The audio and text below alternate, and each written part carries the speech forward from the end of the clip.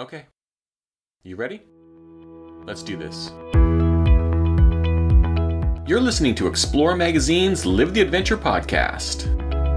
This is the podcast that delves deep into the outdoors, will inspire, inform, and get you stoked to explore.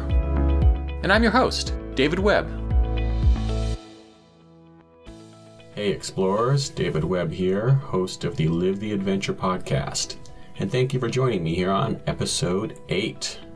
Have you ever wondered why we go outside? What we're doing out there? There's the old mountaineering saying, why did you climb the mountain? Because it's there.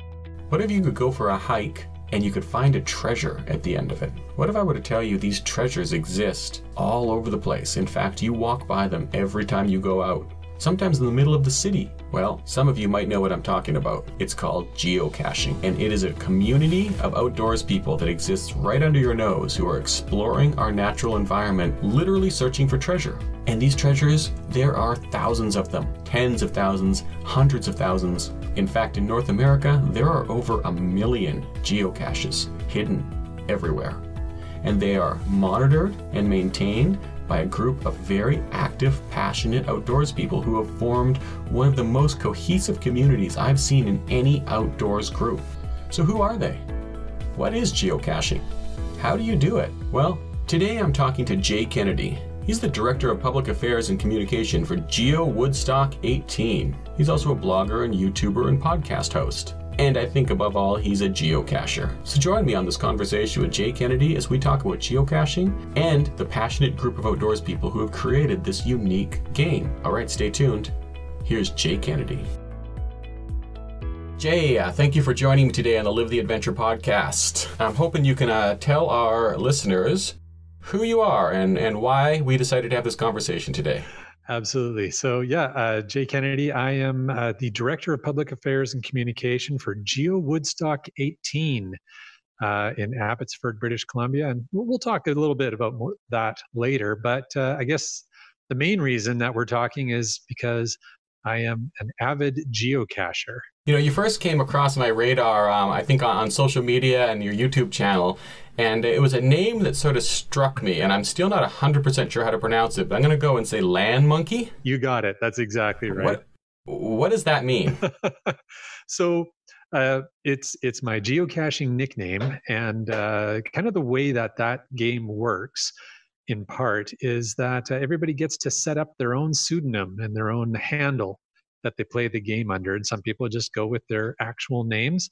But sometimes it's fun to just use a made up name, or in my case, an old work nickname. Yeah, I wasn't sure if it was relevant specifically to something about geocaching. I kind of Googled around, like, is there some relevance to that? But I couldn't find any, but that actually makes a bit more sense now to me. The land monkey is the guy who would climb up the ladders and pull the cables in the ceilings. Ah, okay. I'm sure there's a few of our listeners being like, you idiot, he doesn't even know what that means.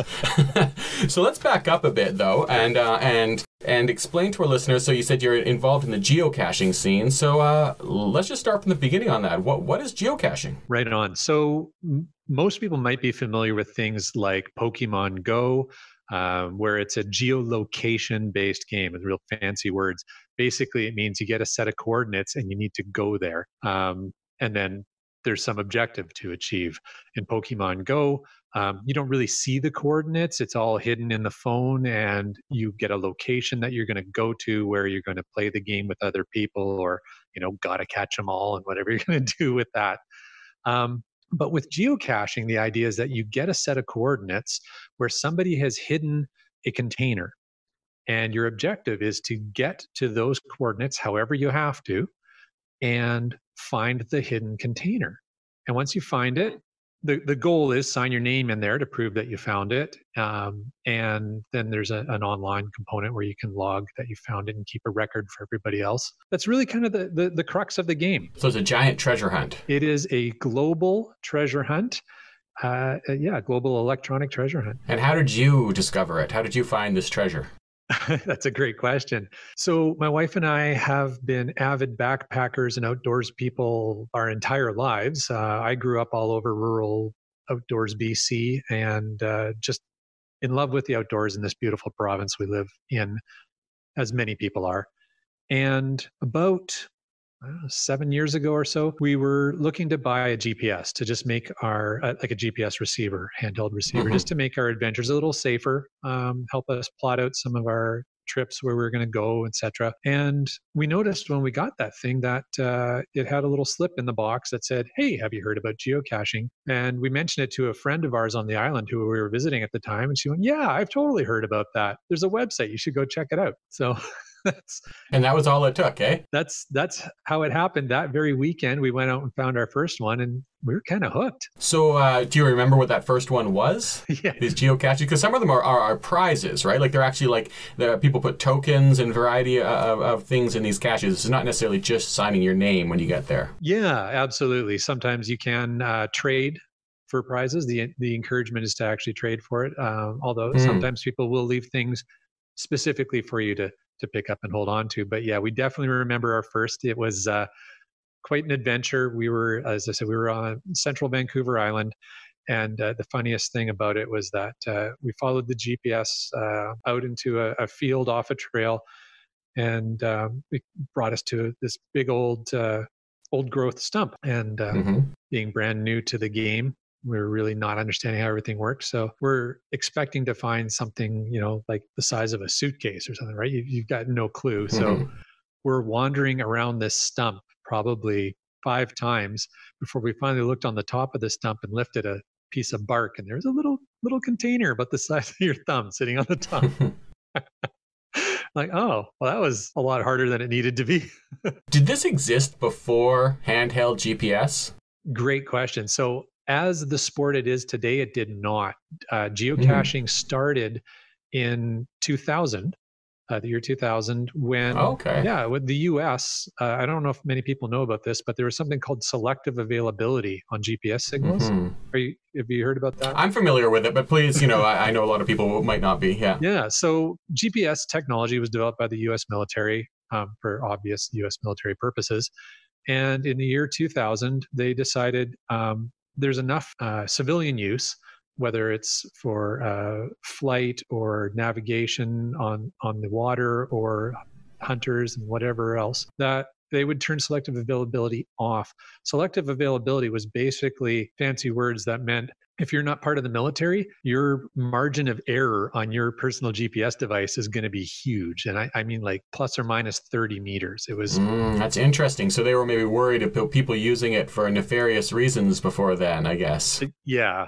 So what they did is when they turned selective availability off, in fact, they had made some announcements they were going to do this. A dude in Oregon named Dave Ulmer decided, hey, I know what I'm going to do. So he grabbed a big bucket and put a bunch of stuff in it and headed out into the woods outside of Portland, Oregon, hid the bucket, and then posted on a chat group and said, here's some coordinates, see if you can find it. And that's how the game started. And it's interesting that the last thing you said there about that's how the game started. And as I was doing a bit of research about geocaching, I did sort of realize that it is a big game. There's rankings, there's conventions, there's chat boards, there's competition. Oh yeah. But is that how you view it? As an ongoing game that just sort of, I guess it really goes on forever, or how do you look at it? Or is it like just an excuse to get outside? Because I know my first thought, too, about geocaching was like, you and I and a lot of people listening to this, they're avid outdoors people. We've been hiking and camping and doing all this stuff for years and years and years. And this is just maybe add a little element of fun to it, a little bit of treasure hunt, give me sort of like a purpose to go out there and find something while I'm outside. Or are you more involved in the game side of it, like really competing in that sense? It's funny you use that exact expression, Dave. My wife calls it hiking with a purpose. I mean, most of the time when we all go hiking, it's for the view or the destination, right? And you're trying to get up to, I don't know, unnecessary mountain, right? You want to get up to that peak and you want to see that unbelievable view that's up there. In the last few years, it's gotten a lot more popular, not geocaching, but just getting out and hiking because of the Instagram culture is making it more available to see where these locations are. So that's picked it up. But geocaching really does that for me. It highlights interesting locations I hadn't thought about going to before. So it's, some people look at it as a sport or a game or a competition, and there's competitive aspects of that. There's games within the game, and we can talk about that a little bit later as well. But really, for me, it's about finding great places, meeting really interesting, fun people, and getting out to these cool spots. And so when you're starting out geocaching, like, how do you find your first geocache? Like, how do you get these, not physically find it, but how do you get the coordinates? How would one even start? I was going to say, you walk around a stump 6 times. That's how you find it. Exactly. So what you do is there's a website called geocaching.com. Makes sense. Can't be more simple than that, I hope. And you go there, and really all you need to do is, and in fact, you don't even need to use your computer. You can do the whole thing off a phone. You don't even need to buy a dedicated GPSR unit if you don't want. So you can play the whole game off your phone. And yeah, so you go to geocaching.com, or you download the app, the geocaching.com app, and you create a handle for yourself. So, you can't use LandMonkey because I've got it, but whatever you want to, whatever you. That's right. So at geocaching.com, there is a home website for the community as a whole then? Or this be a North American based it's website? Worldwide. Yeah. Yeah. So it's all revolves around geocaching.com as the home. That's where people go to get the coordinates. Absolutely, it does, David. And so that's based out of Seattle. They actually even do tours of their headquarters down there for folks. It's just kind of cool. That's really interesting. It's interesting to me that it had such a strong Pacific Northwest heritage. If you can call heritage of 20 years, but still, yeah. I wonder what that's all about. I wonder why it developed so strongly in our neck of the woods here rather than anywhere else. I don't know if that's a question you can answer, but it is interesting to me. Maybe it's the technology hub that's out here. Maybe it's, but yeah, that does explain why I see so much of it. I've seen so much of it over the last 20 years without knowing that I lived in the epicenter of it to some degree. Yeah. Well, as you said, the Pacific Northwest really is the epicenter, the home base for geocaching. It, as I said, it started just outside of Portland with a fellow named Dave Ulmer. And then there was a group of 3 guys living in Washington State who really got into the hobby.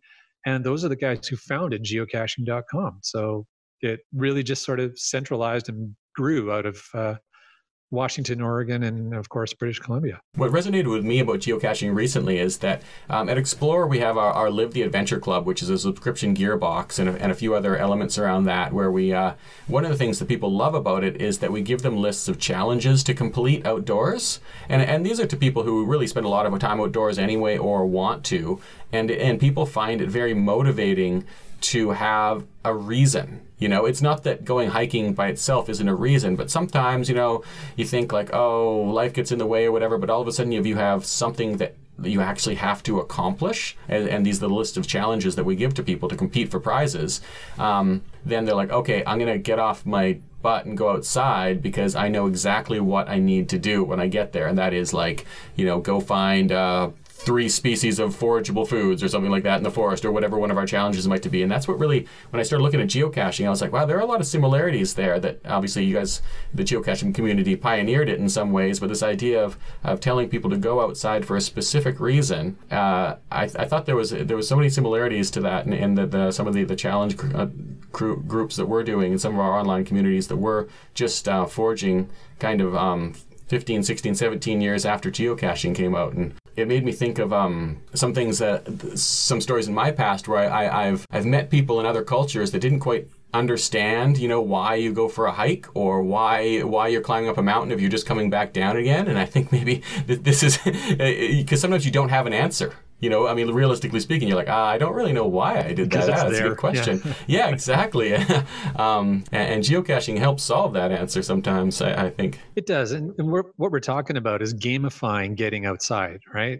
And giving people something extra. Obviously, the health benefits are huge. And that's one of the things with geocaching that I also love about that game. And I mentioned before that there's games within the game. There's certain challenges that exist within geocaching of, you need to find X number of caches in this province or this region, or this many caches on the tops of mountains to qualify to find this other cache, right? So okay, so you unlock other caches. You can't just go storming through the list of caches. Is that how that works? I mean, it's an unlocking in spirit. Like, there's nothing really preventing you from going and finding that other geocache. But I got you. it's a sort of a self-policing aspect of the community of, hey, hold on, you can't find that. You didn't find those other ones. Well, yeah, that's one other question I had on there. I was wondering about the rules. Are there rules? Are they enforced? Is it how does that work exactly?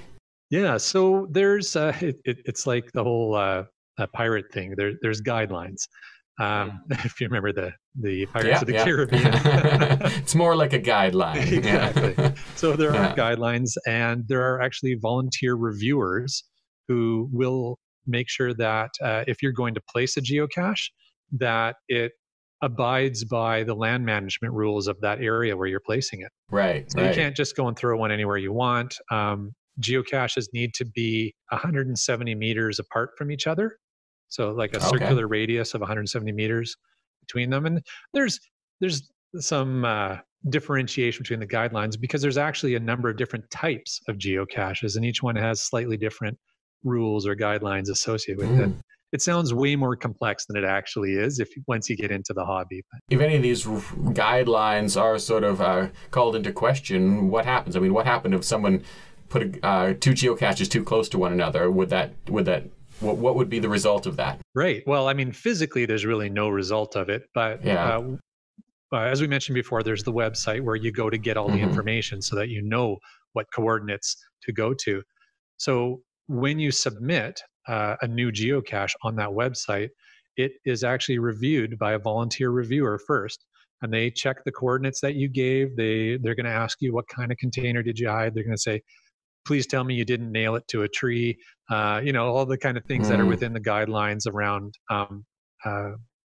proper land use. Because geocaching is very concerned about environmental impact and reducing the footprint. Yeah, I could see that. Yeah, you wouldn't want to let people run wild because they could be, putting crazy, ridiculous geocaches, hanging things off trees and, making giant eyesores if you didn't get a handle of that. Yeah, and I mean, you can hang them from trees, but again, you need to do it responsibly, and there's all kinds of guidelines around that. So yeah, basically, you would submit it, the reviewer would review it, they'd ask you any questions they feel need to be asked, and as long as everything looks like it follows the land use guidelines of the area that you're in, and that you're not too close to another existing geocache, then they're going to say, okay, looks good, and they'll hit the publish button and your geocache is live on the internet. And that kicks off usually one of the fun parts of the game within the game that's called the FTF, or first to find hunt. So again, with the game, when I think of a game, I think of something you can win. Can you win? Well, and this is the great thing is because there's different games within the game, there's various different ways you can win, and you can choose to compete against other people, or just do your own thing and just don't care what everybody else is doing from a scoring perspective.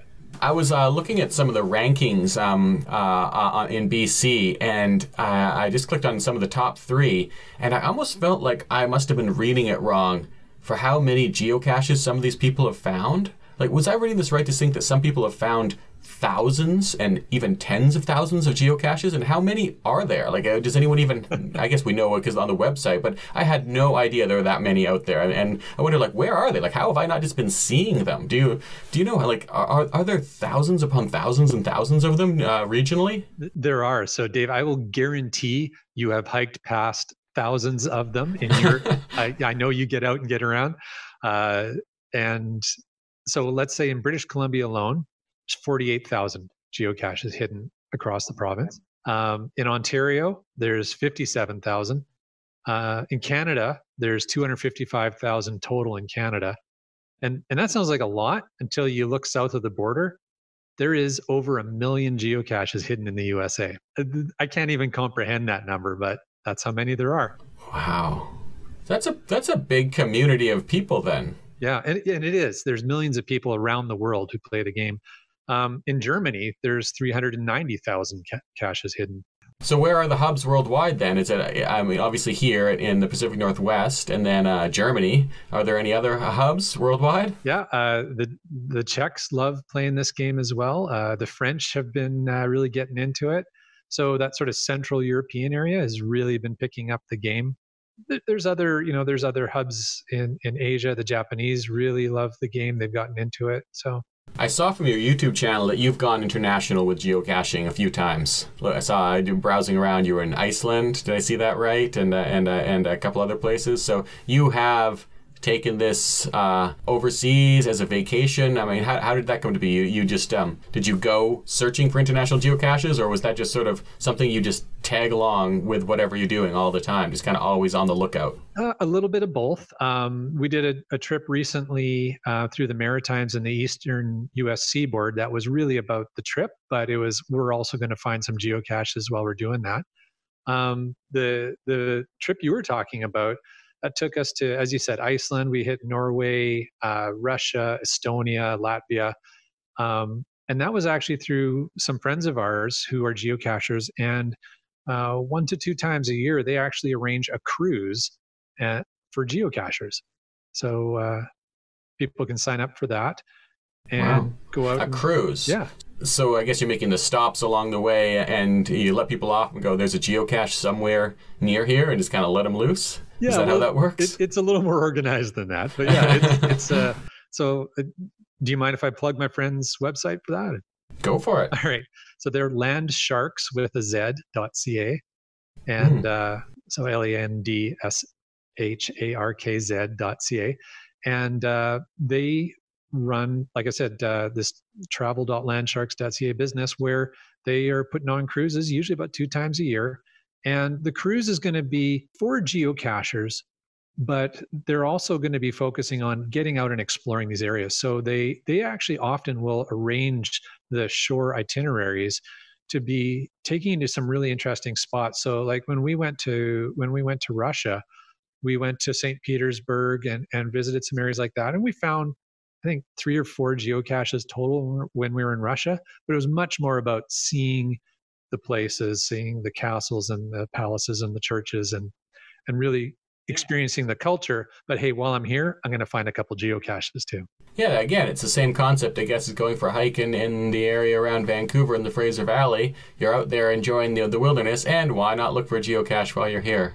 So there must be some pretty interesting geocaches you find overseas. What were the differences that you saw in those areas in the geocaches, or were there differences? Well, that's a good point, because in some spots, what we found was pretty much what we would find here at home. With slight variations in what containers they use. If they're repurposing a container for, that is a product that you can only get in Europe, then it's going to be a different container we'd have at home.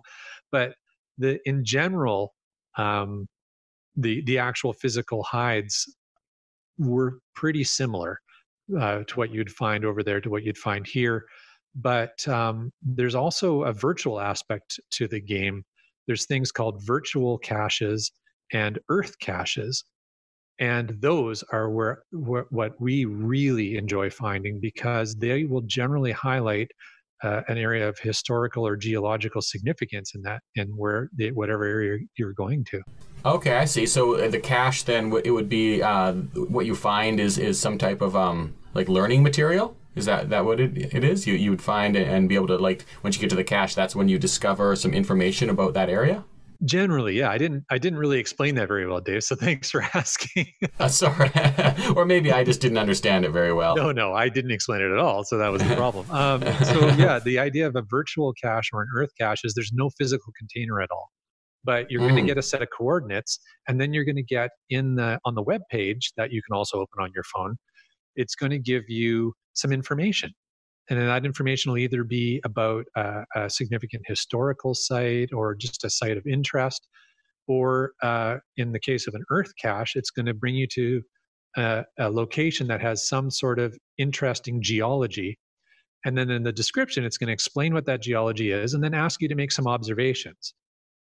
You email those observations back to the person who created the cache, and they'll say, "Yep, you answered close enough. I believe you were there. I'll give you credit for the fine." That could almost address maybe some issues about land usage too. If people felt like there were too many geocaches out there, start using a few more virtual caches. That way, they are just they exist only on the app and only in online. I think that's kind of neat. I guess it takes a bit more of an active hider to want to answer those questions and field emails from strangers. But I suppose that's all a part of the community.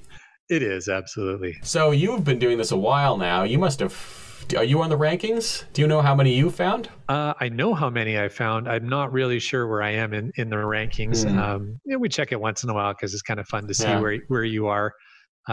We're closing in on our 19,000th. 19,000. Wow, that's a lot. And so, I was going to ask you if there any of them were particularly memorable or interesting, but how could you even remember one from the other at 19,000? Are there any that stand out? Absolutely, yeah, there are. And a number of them that really stand out are ironically all in Manning Park. Oh, wow. So Manning Park's a beautiful place. It is, and for anyone listening who's not from the Lower Mainland area, it's an area just a couple hours outside of Vancouver to the east, sort of the start of the the Cascades and the Okanagan region, or the Thompson region, South Okanagan, I suppose. Yeah, it's exactly where it is. And it's, even before we were geocaching, it was one of our favorite parks. We'd always go there backpacking and camping, and we just really loved that park. And so once we picked up the geocaching hobby, it's like, well, of course we're going to go there too. And then it also helped us start to enumerate, okay, well, which trails do we want to make sure we hit? Okay, well then. And so you start to actually say, oh, we're going to get all these trails. So some really memorable ones were, there's one on the top of Mount Frosty. So that was a fun hike up there. Yeah, that's a solid hike. Yeah, yes, it was. A number of these are. We had one. So I mentioned before the whole first to find thing, and so somebody will put out a geocache, and if it's like in a semi-urban or close to civilization area, people will race out usually to try and be the first one to find it. But the further you get out, the longer they can sit there.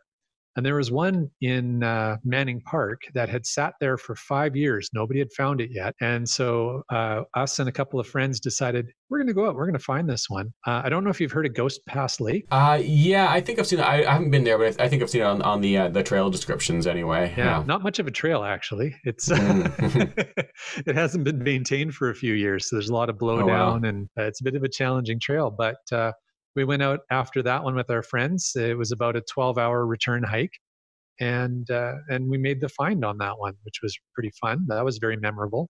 Yeah, I bet. So that's interesting. 5 years it sat there. And when you said about the one on top of Mount Frosty and at the end of on the Ghost Pass Lake, here's the question I have. I mean, is there any limit to how challenging these can be? I mean, could like a rock climber put one halfway up a granite sheer cliff or something like that? Or exactly where does that, is there a line there at all? Or is it sort of only limited by imagination? It's kind of only limited by imagination, but what there is there's a rating system. So when you hide it and then you go to submit it online, like we discussed earlier, you're going to rate the difficulty and the terrain to find that geocache on a scale of 1 to 5. Yeah, that makes sense. So people don't get themselves in too much trouble, right? If they're just getting into it, they can kind of look at I guess 1 is the easiest, 5 is the toughest. Is that how theory. That works? Yeah.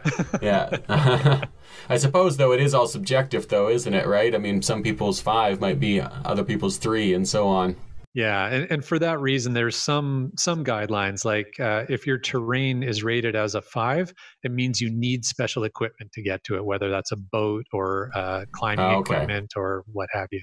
Ever since you mentioned your friend who runs those the cruises and the for geocachers, I was trying to imagine that boatload of geocachers, and who are they? Who would that boat be full of? Who is this culture of geocachers? I remember when I first emailed you, I called it a subculture, and you kind of laughed and said, "Well, I've never heard that before." But anyway, let's call it a community. Who is the community of geocachers? I prefer the word community, but subculture is probably pretty accurate as well.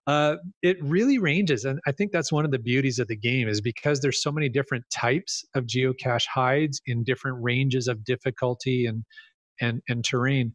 You can get a real variety of folks. So you have everything from retirees and senior citizens who just like to kind of take it easy, but they still want to get out and do some hiking, all the way to young families, because little kids love this game, right? So there's lots of young families who play the game, and I know a good handful of teenagers in early 20s who get out there, and again, as we were talking about earlier, it's the gamification of their hikes. It's interesting what you said about the kids, about young families with kids, because I know a topic that we cover a lot in Explore and that comes up, I mean, we could cover it even more than we cover, is people wanting to know how they can get their kids out of doors and how they can introduce hiking and these activities to their kids, especially when they don't have a great reference point to it. Maybe they themselves are getting into it, and so we have numerous different articles, and they do often revolve around having some type of objective, even if it's just sort of a silly made-up objective, or just to keep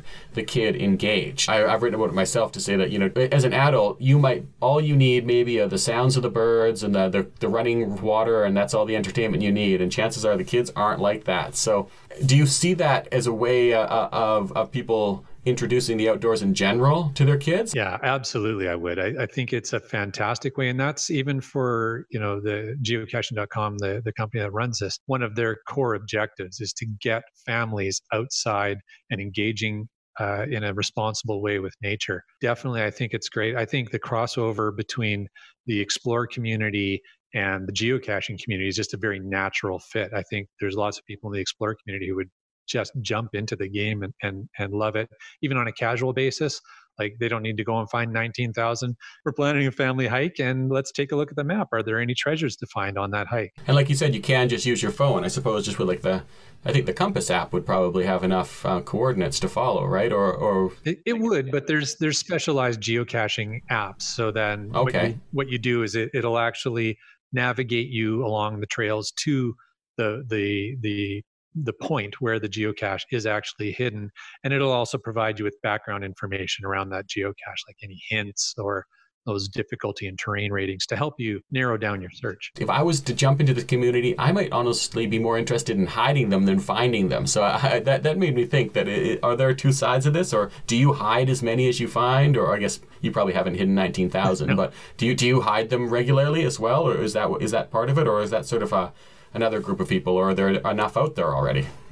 There's definitely enough out there, but one of the great things about the game is that people who hide them generally are pretty responsible with those caches. What they'll do is they'll hide it, but part of the social responsibility and environmental responsibility of the game is, if you've hidden one, you need to also maintain it, which means you need to go check on it semi-annually, or if somebody sends you a message that says, "Hey, I went and found your cache, and the raccoons got it," or whatever happens to be the case. What'll also happen is, we call it refreshing the game board, because really the earth is the game board for our game. And if you've got some hidden out there, after a while, it comes time that you do what's called archiving it, and you release that spot for somebody else to put one out. Because it does, when I think about the idea of as many as 1 million caches in the United States, I do think of this idea that there could be a fine line between a fun game of geocaching and people kind of just leaving debris lying around the wilderness in areas, and where does that line exist? And is that just basically self-maintained in the community, like you said, like people finding it and being like, okay, I think this one's done, or is it all just this community of people looking after their own game? For the most part, yes. But that's why also there are the volunteer reviewers, because part of their responsibility is not only reviewing the caches before they're published to make sure that they've been placed responsibly, but if the reviewers, they get reports from all the online stats from the people who find them, because as you mentioned, there are online stats. So if you find a geocache, not only do you write your name in the container on the log sheet, but you also go online onto the geocaching.com website and say, "Hey, I found it," and maybe leave a little bit of a story about finding that cache. And you can also log that you didn't find one, or that you found one and it needs maintenance. And so these reviewers get reports on a regular basis, and if certain geocaches float up to the top of their report, they'll contact the person who owns it and says, hey, you need to go take care of that. It seems like such an involved community. And earlier when we were chatting before the podcast, you mentioned that later on next year, there is going to be a big gathering of these people, of these geocachers in the Lower Mainland. I wondered if you could speak to that and tell us what that's all about.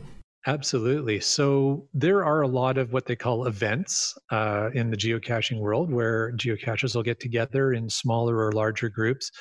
And these events happen all around the world. And in North America, there's an annual event called Geowoodstock. Yeah, you heard that right. And that event is hosted in a different city every year. And in 2020, that event is going to be hosted in Abbotsford, British Columbia. And we're going to be hosting it at the TradeX, and it's going to be a lot of fun. We're going to have a lot of different outdoors companies. We're going to have a lot of folks who are speakers on outdoors topics, photography, exploration, safety.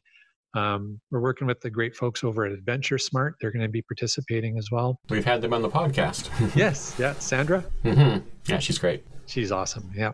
And so we're going to be having that event. It is actually free to attend. There's also going to be registration packages, so you can get some swag, etc., if you'd like to pay for it. But if you wanted to just show up for free, you can. We would encourage, of course, people to buy the registration packages to help us offset the costs. And who's putting that on then? Is that the geocaching.com? What's the driving force behind that event? Yeah, it's a great question. So the Geowoodstock event is actually put on by a local group of volunteers. I'm one of them. And so it's put on by a local group in every location that it happens in year to year. The local volunteers band together. You got it, yeah. And did you have to pitch your area? We did, yeah. It's a bid process. You actually have to put together a proposal there's a governing board for the Geowoodstock event who just try and make sure that it keeps to the standards that they expect it to have year after year. And so we had the winning bid, and it's the first time that this event's going to be in Canada. That's neat to think. If I'm looking at everything you're doing from just when you discovered geocaching, and you work with Geowoodstock, and you've got a podcast, which we'll talk about too, your blog, your YouTube, and just your passion for it, it really seems to be revolved so much around bolstering the community. And the more I looked into geocaching, I found an activity, sure, but I felt like the community was almost forefront. I think in a lot of ways it is. It's like anything else, though, any other hobby or sport, that there's going to be always a percentage of people who don't really want to get engaged with the rest of the community. They're not really too interested in hiding any geocaches or helping with any events. That's really not their thing, and that's cool. They can just play the game the way they would like to play the game and do their own thing. But there is definitely a very vibrant and active and passionate community. And it's a very inclusive community as well. It's one of the things that I would definitely recommend to people. Certainly, please come out to Geowoodstock and check it out. But there's events that are going on year round in what I'll pretty much guarantee wherever your listener is for this episode, there's probably a geocaching event that is going to happen not far from them. So meetups and anything from a small meetup to a more organized event you could find? And you'd find that on geocaching.com, or where would you go to search those out? Yeah, you can only find them on geocaching.com. They don't get posted on Meetup or anything like that. But one of the other types of events that is held is what's called a CITO, or a cache in, trash out event, where a group of geocachers will get together and clean up a park. Or we do a number of those CITO events in the Lower Mainland, working with Metro Van Parks, helping with plantings. So it's kind of fun that way. You were saying that it's like any other activity that has a community around it, which is true. You'll find that in a lot of mountain bikers, trail runners, anything. But I do think geocaching is a little bit different in that because you're going to a central location, finding and logging these, you do, by nature, you are participating in the community a bit more actively Because, for example, if I want to grab a mountain bike and just ride the trails, I mean, no one ever need know I was ever there. Whereas geocaching seems to put you into the community a little bit more, and maybe that has something to do with the fact that it has such, what I'm finding out, is a robust community. I think that's accurate, Dave. Yeah, the community, like I said, the people who do connect in the community, which is probably the majority of geocachers, are not only passionate about the hobby and or a game or addiction, whatever you want to call it, but they're also people who really want to connect and find out more about the other people playing the game. So there's definitely a very strong social aspect to it. An addiction, is that what it is for you? Is that what it is for a lot of people? I think I'm somewhere between game and addiction. Yeah, that's about where I am. You mentioned it's a very inclusive community. I wonder if you could speak to that. Well, definitely, there's aspects of the game that make sure that it's accessible.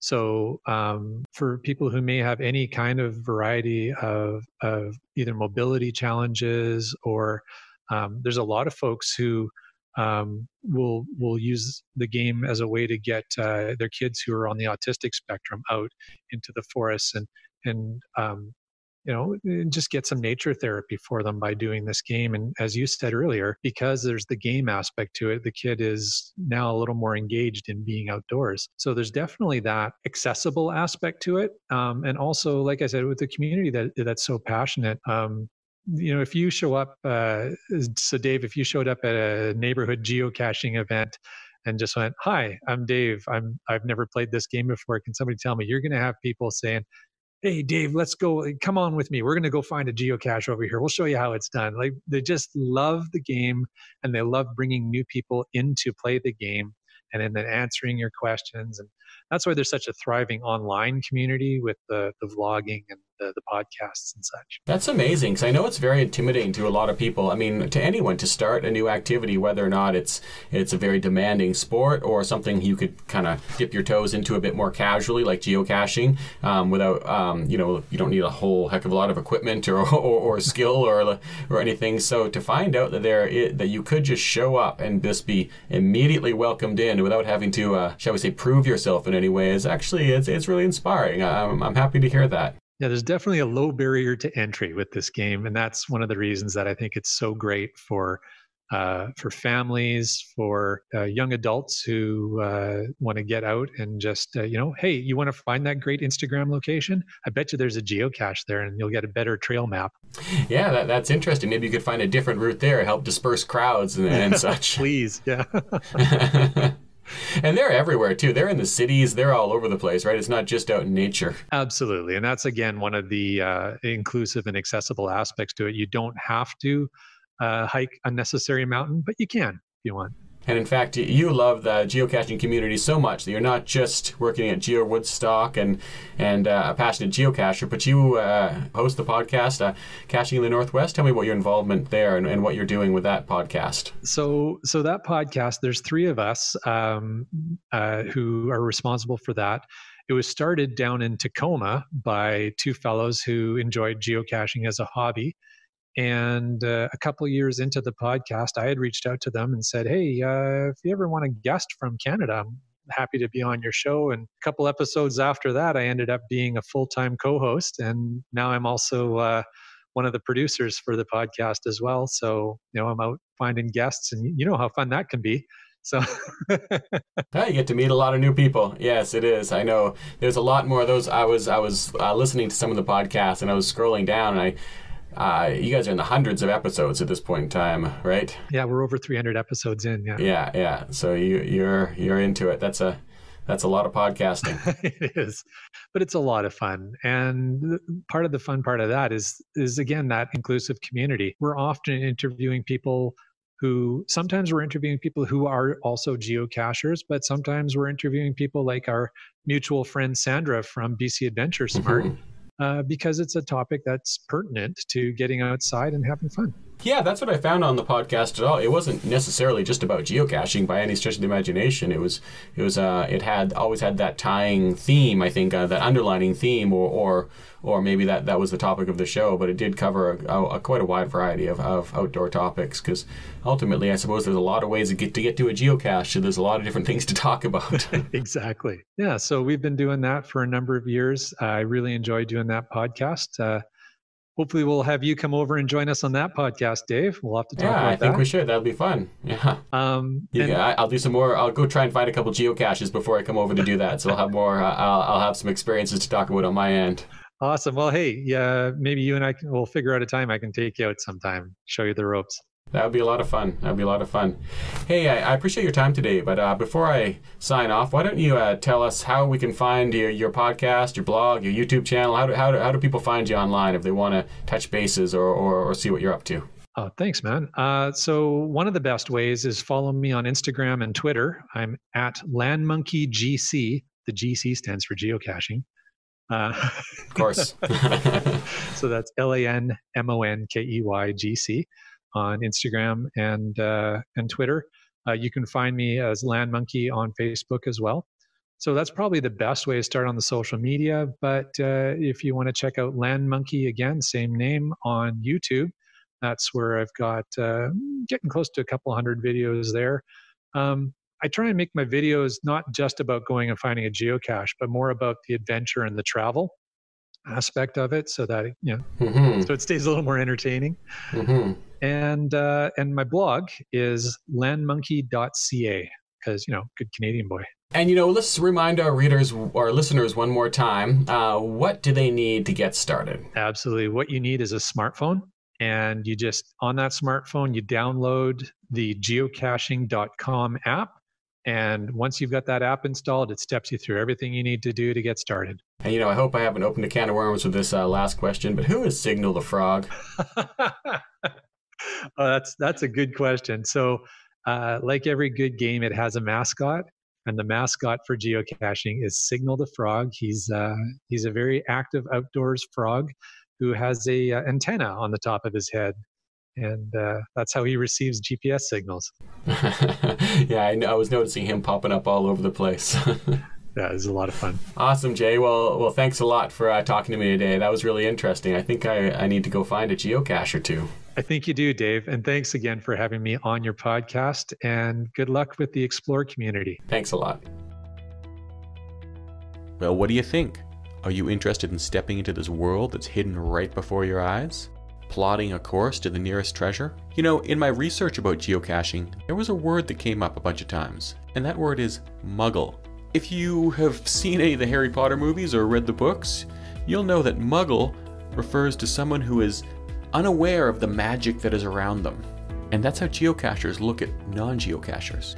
Like only the geocacher is aware of the secret world of treasures that is hiding before your eyes. So why don't you head over to geocaching.com, check it out. See if there's something in your neighborhood. Hey, maybe like Jay, it'll become your new addiction. But ultimately, it's about joining a community, getting outside and having fun. And that's something I can happily get addicted to. Thanks for joining me today on episode 8 of the Live the Adventure podcast. I'm David Webb. And hey, live the adventure.